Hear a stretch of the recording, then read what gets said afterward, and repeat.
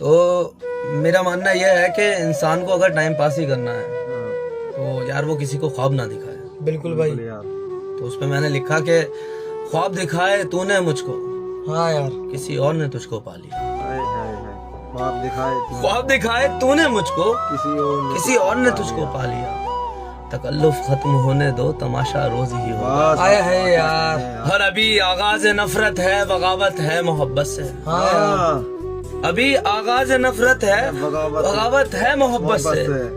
अभी कुछ वक्त गुजरने दो, इलाज हर दर्द का। आया है यार, क्या वाली साहब। और तुम्हें क्यों झूठ लगती थी मेरी कस्में मेरी बातें। हाँ यार, तुम्हें क्यों झूठ लगती थी मेरी कस्में मेरी बातें। अभी तुम पर भी गुजरेगी हिसाब हर दर्द का।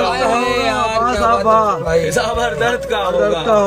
ख्वाब दिखाए तूने मुझको, किसी और ने तुझको पा लिया। तकल्लुफ खत्म होने दो, तमाशा रोज ही होगा। आया है यार, क्या बात है यार।